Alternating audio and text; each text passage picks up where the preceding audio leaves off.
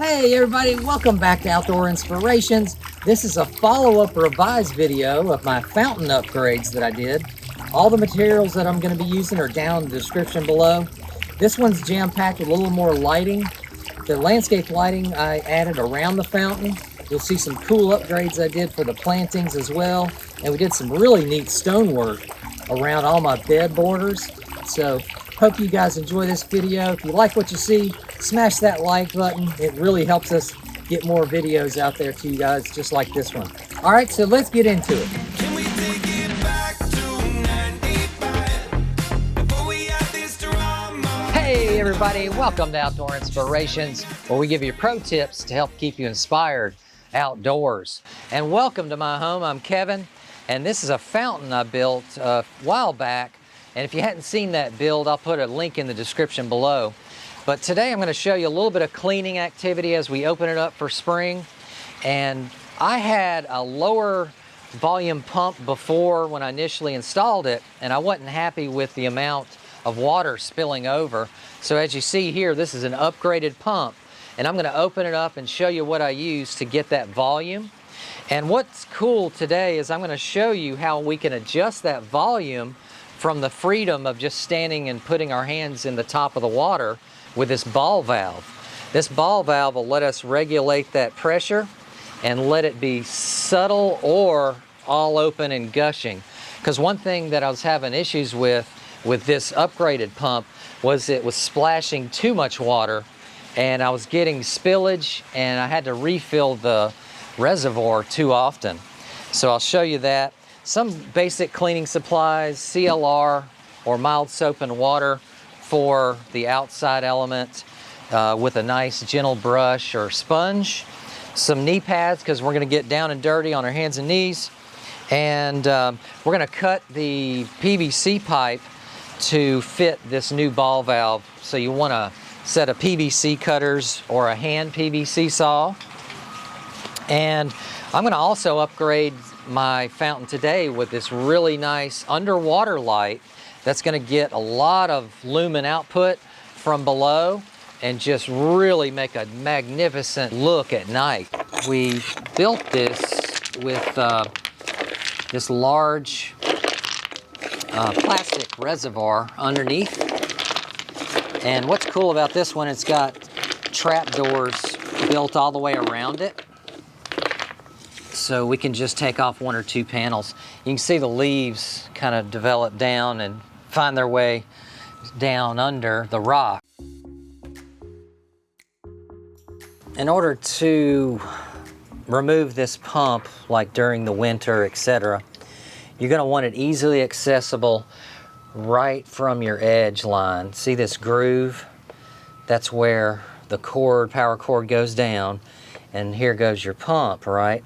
Sometimes you can place pumps inside under this weight bearing structure in the center. They have a big hole in order for you to put the smaller pumps, because generally they don't have very long flexible tubes, and that restricts you to put the small pump inside the circle.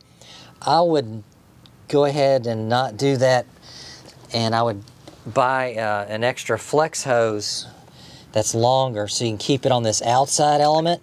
So it's so much easier and time saving when you have to go to remove these pumps. And this pump has a screw that I'm going to loosen for get this flex hose off of it.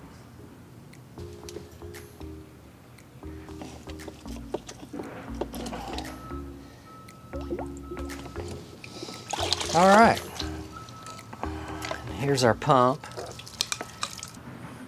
Okay, so this is the Waterbirth model PS 2200, and it has a nice 2200 gallons per hour flow. And it says 15 feet head, so that means it'll really boost the water up, which I needed for my sound and spillage factor. So this is a really nice pump to really generate that water flow that we're looking for. All right, so I'm gonna finish checking out the debris, making sure, and it's just really, it's mulch and stuff mainly that's fallen down through these perforated holes. And these rocks are great, you know, because they siphon the water, filter debris before it gets to the bottom. So have a really nice multi-layer of rock to help act as that filter for you.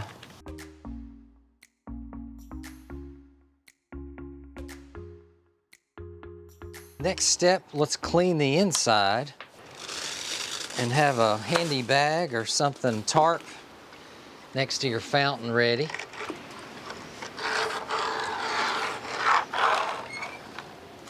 And this is stirring up a lot of litter, dust and debris. So my water is going to be very dark and dingy until I can get that balance with the algicide. And that usually takes a few days for it to react totally. And I'm just going to use some of this CLR. The mixture's 8-to-1, 1 part CLR, 8 parts water. And wear gloves, they recommend. But just get a nice spray going in that gentler area and just rub. And this is going to take off calcium buildup, water stains, etc. CLR is used in coffee makers and tubs and showers and stuff like that. It's pretty mild as long as you dilute it properly. And after we get a good rinse here, we're going to want to wash it off immediately. And I didn't have a lot of staining, mainly on this backside. You can't see because it was shadier. So a lot of your algae and moss type buildup there, which this cleaner is great for. And this pot's really super glazed, so that helps keeps it even cleaner over time, as elements of weather and yuckiness in general doesn't generally stick that great to a high gloss surface. So if you have clay pottery or a rough surface like stone, that's going to catch a lot of debris a lot easier. So you may have to clean your pot off a few times per year.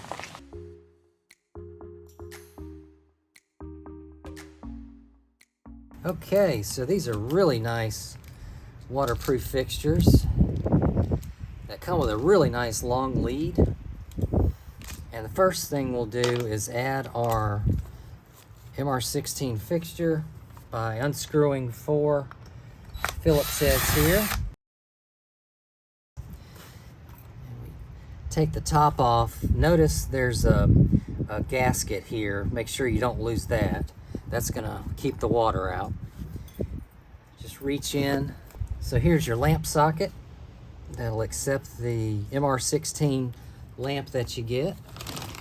I like to use a 3000 Kelvin just because it's a little bit more vivid warm light, but you can choose to use color bulbs or 2700K, anything you like, you know, you're suiting. Each time I put in an LED lamp in my low voltage, I put dielectric grease on the terminal tips, connection points of the lamp, and that goes right in to this socket. And what that's going to do is further help keep moisture and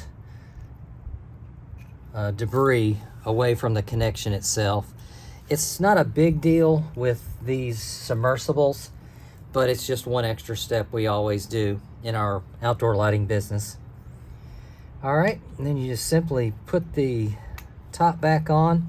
Make sure your rubber gasket goes around the LED lamp completely. I'm going to use a handheld for the tightening back because I don't want to strip these screws and over tighten with a power drill.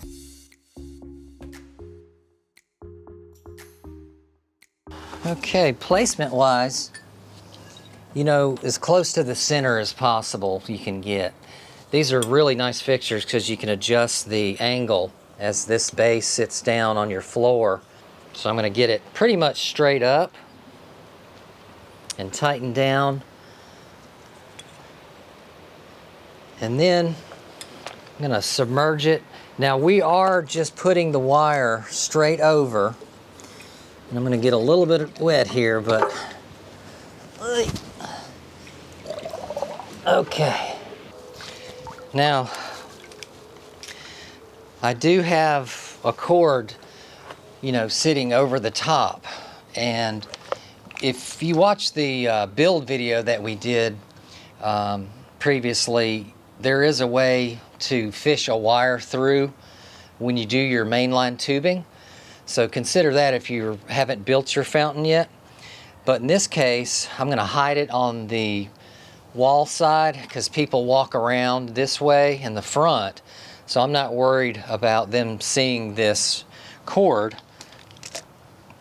And good thing about having it over the top with the cord, you can pull the light fixture out, do maintenance as you wish. So you have a little bit more flexibility with that wire being over the top here. So what I'm going to do is choose to go about 10 inches below and cut this pipe. This happens to be a 1-inch center pipe, rigid pipe. So just go down below because we don't want to see the ball valve. That's the whole point of going below. So, you know, 12 inches, 10 inches, whatever you want to do there. When we cut the pipe off, right, we're adding length now because of the ball valve. So it generally has, it's going to add about 2 inches of length here. So that's where we're going to want to cut the top off of this by 2 inches, see? So we make sure we maintain that consistent height. See, I'm going down about 2 inches. Okay. Get our PVC glue going. A little bit on the inside, a little bit on that side. This stuff dries pretty quick. Suitable for wet locations, which is good because we're working in a fountain. Press. Beautiful. Just below. Let that set up for approximately 30 minutes before you try to run water through it. Okay guys, we got it cleaned. We got it filled back up with water. Got our ball valve installed, got the lighting installed. Now it's show time. Let me go turn it on. Here we go. Here's the beauty of the ball valve right here at my fingertips. You can now control the flow right from the top. And now that beautiful sound comes through. Simply amazing. Now this water is a little murky because I did disturb some of that litter down below when we removed it. So now time for fungicide, algicide rather. And this is a really good fountain algicide. Typically when it's murky, you want to go ahead and shock it with some capfuls. I use 4 typically to get that shock process started. And it will take a few days to turn clear again. This algicide has the, depending on your fountain size, they have recommendations for how much you would apply depending on your size fountain. Okay, so this is a standard uplight I'm going to be using. Has a adjustable shroud here, and you just unscrew like that, and then your MR16 LED will go in here. Use dielectric grease on the prongs, okay, and then I'm going to take these prongs with the grease on it and put it in for a more watertight seal in case water happens to get in there somehow. This screws right back on, has a nice rubber O-ring to keep the water out, and then the shroud goes over the top. And what I'm going to do is I have a stake here, and you know the wire for your 12 volt goes in that stake. And instead of being really close, sticking up too far, I'm going to bury this down. So we're going to do that now. I'm going to show you how to install the light now.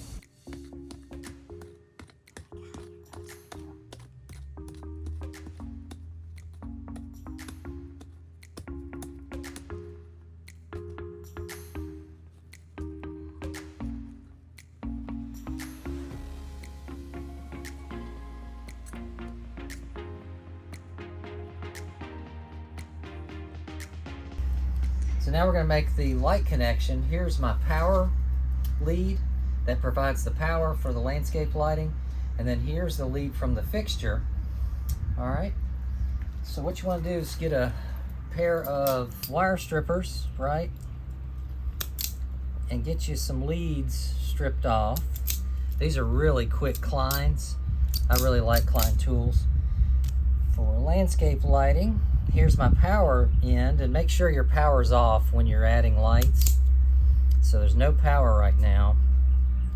Okay, lighting wire, power wire, and each one has a common and a power lead to it. So we're just going to take one from each wire and put them together. I'm going to go ahead and pre-twist it. And I like to use these direct burial wire connectors with grease in the tubes, and it has these nice sturdy copper crimps to secure the wire so it doesn't get pulled apart. See that? You got that back? And you take a pair of crimpers and you squeeze that copper down, and now this won't pull apart out in the landscape. As people are working in their yards, mulching, etc., we don't have to worry about your wires getting pulled apart and your light goes out, right? All right, last connection, another copper barrel. Crimp that down nice. Now we take our tubes with the grease filled in them, waterproof grease, push them all the way down and snap the cap. That's one. And we've got two. Okay, now we just take this wire and we're going to bury all this wire back. I'm going to add another one here. I got my loop ready to go, so I'm going to splice this. Now I'm going to have 3 wires. I'll have a wire from the fixture. I got to cut it here, so then I've got 3 wires to deal with. And once again, just take one from each side of each wire, put them in. So we renovated this plant bed. It had a bunch of jasmine vine, snow and summer in it, but it didn't like full sun after all, so only half of it survived. So we pulled it all out and put in this nice Angelina sedum, which gives it a nice pop of color, and it'll be mostly evergreen here in this bed now. And then we added all that nice stonework, stacked stone with some blind mortar behind, to give a nice formality as people approach this side door entrance here. Wow, guys, I love the water feature, how it turned out with that bigger pump, and I love that customization of the ball valve. That really helps me conserve water when I need to, and that lighting that is inside now creates such a nice ambiance at night. I just simply love it. Hope you guys are inspired, and if you can like this video and subscribe, we want to inspire you outdoors. We can't wait to see you guys.